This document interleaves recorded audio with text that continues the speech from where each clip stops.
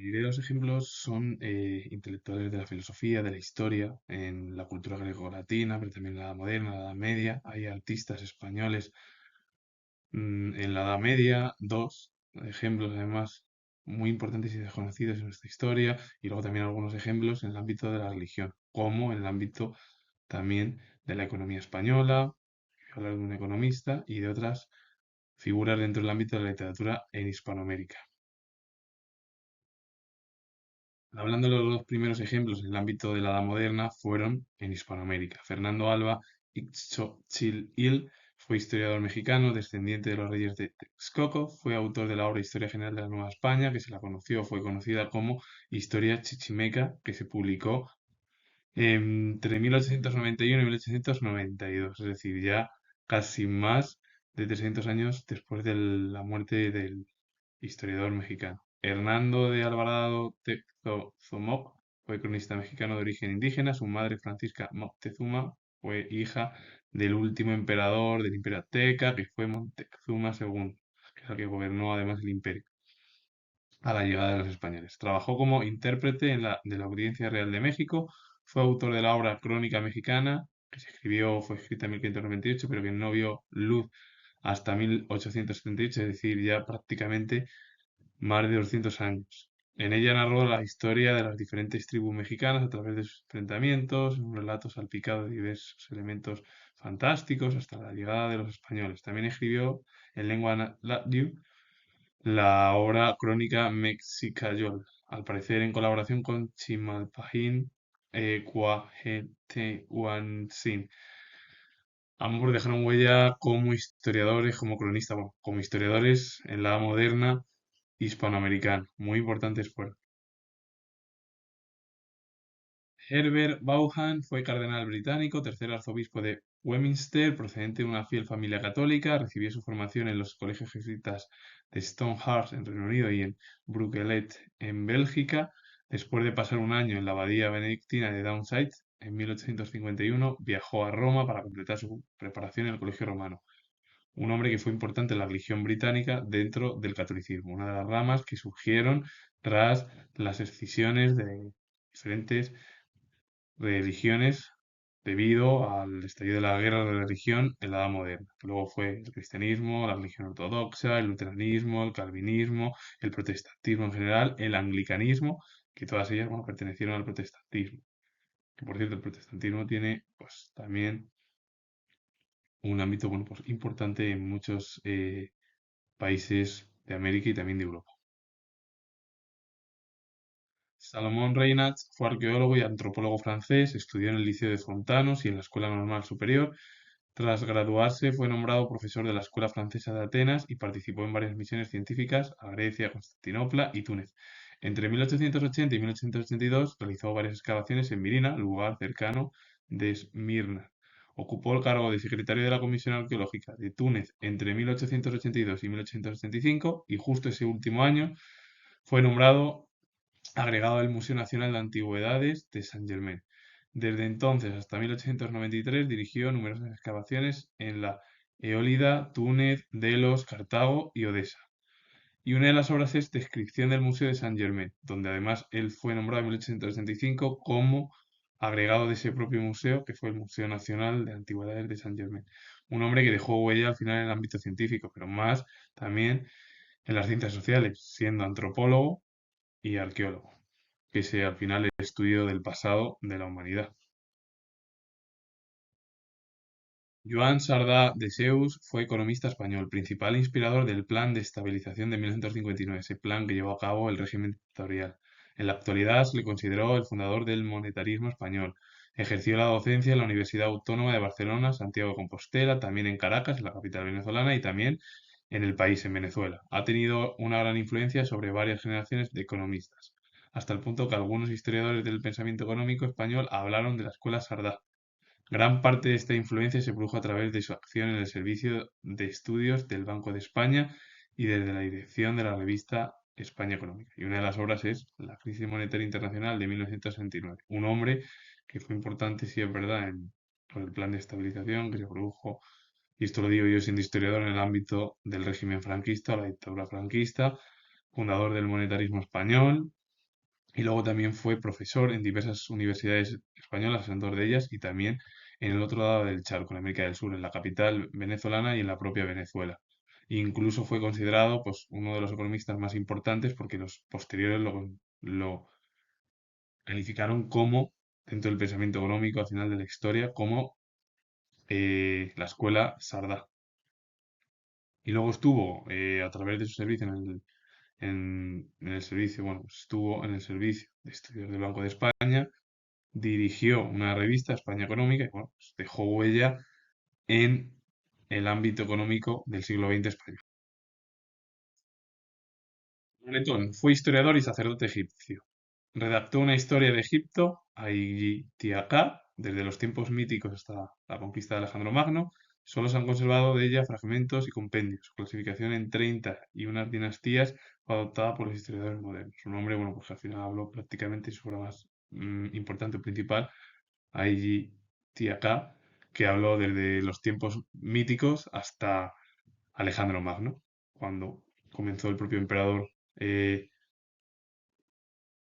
bueno, pues, a realizar las conquistas y a convertirse en uno de los principales imperios Macedonia y una de las principales potencias de la Edad Antigua Occidental. Teofrasto fue filósofo griego. Según el testimonio de Diógenes Laercio, su verdadero nombre era Tirtam, pero su gran amigo, el filósofo Aristóteles o Aristóteles, se lo cambió por el que conocemos, que significaba de habla o estilo divino. Frecuentó la escuela de Platón y la de Aristóteles y hasta hace poco se le consideraba como un epígono del último. Sin embargo, las últimas investigaciones de los historiadores concedieron un papel más relevante a este filósofo y coincidían en atribuirle una serie de innovaciones respecto a la lógica aristotélica. Así se entendió que desarrollara numerosos teoremas para la lógica proposicional, además de la doctrina de los silogismos hipotéticos y la lógica modal, con la que constituyó el punto de inflexión entre la lógica aristotélica y la estoica. El filósofo se prodigó también en otras materias, entre ellas la botánica, la geología, la física, la psicología, la política y la metafísica. A pesar de que esta amplia obra se conservaron unos pocos tratados y fragmentos, es decir, todo lo que realizó en diferentes materias como la botánica, es decir, ciencia, la geología, la física, la psicología, la política y la metafísica, que es al final el pensamiento y el ámbito científico, e incluso la política, muchos de ellos se han perdido.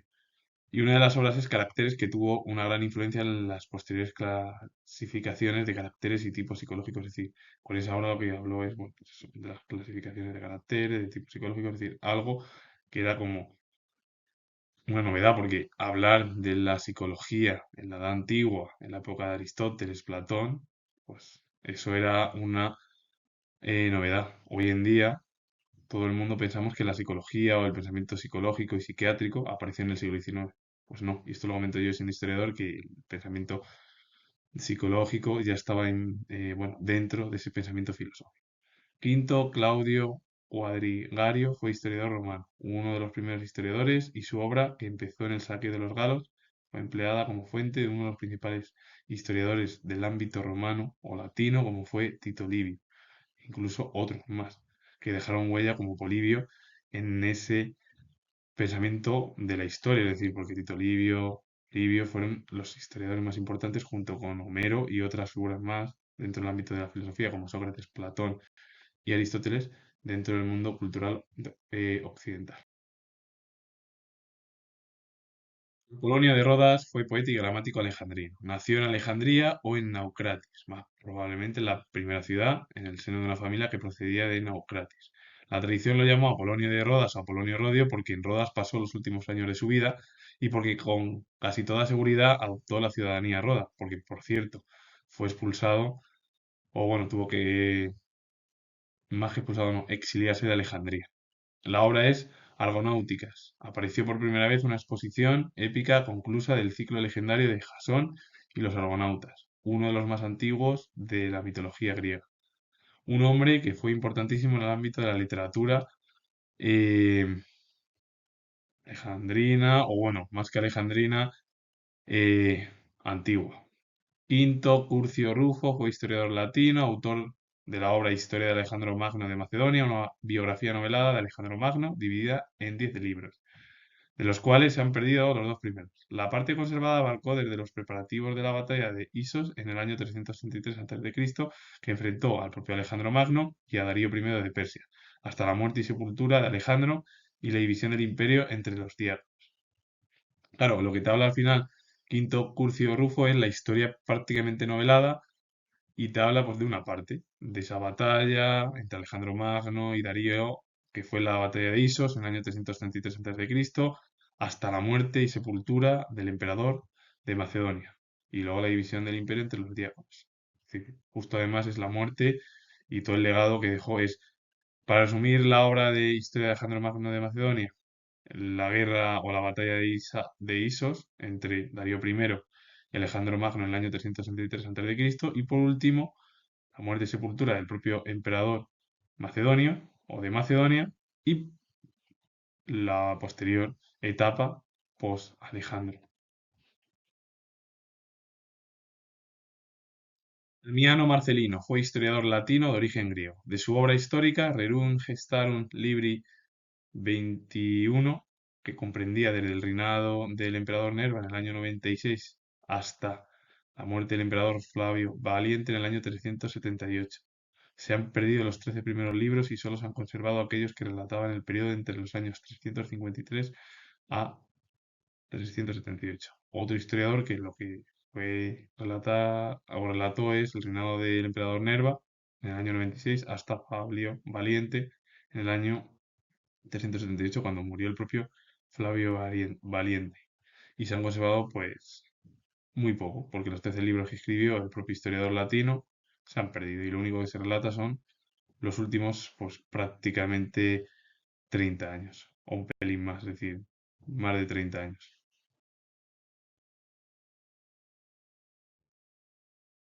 Lluís Morassá fue pintor español, nacido en el seno de una familia de pintores, se formó probablemente con Pere Serra, a quien debió las influencias sienesas y francesas que caracterizaron su estilo.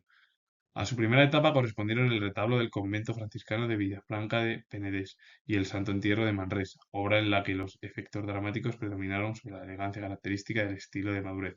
Y una de las obras es Profesión de San Pedro Mártir, de 1414-1421, que se encuentra en la diapositiva. Y hablar de Lluís Borrassà es hablar de unos pintores más importantes del ámbito medieval español y sobre todo, puedo especificar más, yo siendo historiador de la jornada aragonesa, de la jornada de Aragón o incluso, ¿por qué no?, de Barcelona o de Cataluña. Maestro Enrique fue arquitecto y escultor español. Trabajó en la Catedral de León, en la que realizó la esfinge de Nuestra Señora la Blanca y figuras en el tímpano de la puerta occidental, y en la de Burgos, en la que llevó a término la segunda fase de la obra, el grupo de la Anunciación y la puerta de la Coronería. Y la obra que se encuentra en la diapositiva es Puerta de la Coronería de la Catedral de Burgos. Ambos artistas dejaron huella en los tres palos de la historia del arte: arquitectura, escultura y pintura española, medieval. San Malaquías fue prelado irlandés. Más de 700 años después de que San Patricio hubiera introducido la doctrina católica en territorio irlandés, consiguió desde su puesto de arzobispo de Armagh, de ahí que se denominase Malaquías de Armagh o San Malaquías Armagh, reunir en dicha doctrina a la mayoría de la población de fieles de la isla, quienes abandonaron las primitivas liturgias celtas, cuya ascendencia sobre los irlandeses era por aquel entonces notable, en favor del culto cristiano. Esta actividad como reformador confirió en él una gran importancia en la progresiva definición de la identidad nacional irlandesa, estructura desde entonces sobre su uniformidad religiosa. Bueno, pues, San Malaquías lo que realizó fue ese ámbito religioso, que el objetivo es cambiar las liturgias primitivas que existían en el país por ese culto cristiano, porque lo que bueno, lo que predominó en su momento fue pues las liturgias celtas o íberas, que eran las conquistas al final prácticamente en todo el continente europeo. Bueno, pues lo que hicieron muchos de los prelados en su momento, no solo San Patricio, San Malaquías, era imponer ese pensamiento religioso en las estructuras occidentales y europeas. Imponer y luego, bueno, pues al final la herencia que continúa en la actualidad. Dos cartógrafos y un humanista. Gerardus Johannes Vossius fue humanista neerlandés, profesor de historia en la Academia de Ámsterdam en 1662. Fue autor de obras pedagógicas para el estudio del griego y el latín y destacaron sus estudios históricos y críticos, que fueron los primeros dedicados a los historiadores de la antigüedad.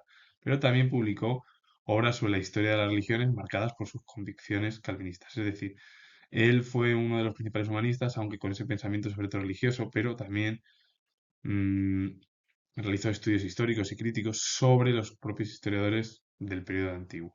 Y la obra es De Historicis Latinis, 1627 una, 1651. Abraham Ortelius fue cartógrafo y cosmógrafo flamenco. Fue famoso por haber trabajado como geógrafo oficial del monarca Felipe II, de España además, y haber puesto uno de los primeros atlas conocidos, tal vez el primero que mereció ese nombre, con el justo sentido que hoy da a la palabra, con el título Theatrum Orbis Terrarum. En esta obra, tal vez la principal novedad a primera vista era la unión de texto descriptivo con cada uno de los mapas incorporados. Esa obra fue al final casi la primera en el ámbito de eso de la cartografía, la cosmografía, y bueno, pues al final Ortelius fue aparte un científico, bueno, del ámbito de los mapas y ese movimiento, y también por haber trabajado dentro de la monarquía hispánica con Felipe II. Gerard Mercator fue cartógrafo flamenco. Tras estudiar en la Universidad de Lovaina y adquirir experiencia en la fabricación de instrumentos, entró en relación con la corte de Carlos V. No obstante, su fe protestante le obligó a alejarse de los Habsburgo o los Austrias y buscar refugio en Alemania en 1552. Bueno, pues Mercator fue uno de los principales cartógrafos también flamencos, como el anterior, que ha hablado de la anterior diapositiva y bueno, pues estuvieron trabajando dentro de la corte al final pues, de Carlos V, es decir, de la monarquía o del imperio germánico. El problema es como tenía fe protestante, se tuvo que alejar de los Habsburgo porque eran católicos, los monarcas y los emperadores y se refugió a la edad de 40 años en Alemania. Saúl Yurkevich fue poeta y crítico literario argentino, autor de una notable producción poética que enraizaba en el experimentalismo de los años 60, abordó en tono sobrio y reflexivo diferentes propuestas de renovación formal. Fue fundamentalmente conocido y respetado por su vasta, lúcida y esclarecedora obra ensayística que le convirtió en uno de los críticos de mayor prestigio y proyección en todo el mundo. Una de las obras es El sentimiento del sentido del año 2000, un hombre que enraizó con el experimentalismo de los años 60. Su obra abordó el tono sobrio, reflexivo, diferentes propuestas de renovación formal, conocido, respetado por su vasta, lúcida y esclarecedora obra ensayística, uno de los críticos con mayor prestigio y proyección en todo el ámbito mundial. José Toribio Medina fue historiador, bibliógrafo y erudito chileno, considerado el más insigne y laborioso bibliógrafo de Hispanoamérica. Estudió en el Colegio Inglés de Valparaíso y luego en el Instituto Nacional, donde discípulo de Diego Barros Arana, uno de los escritores más importantes y políticos también del ámbito chileno, Miguel Luis Amunategui, Rodolfo Armando Filippi y Ramón Briceño.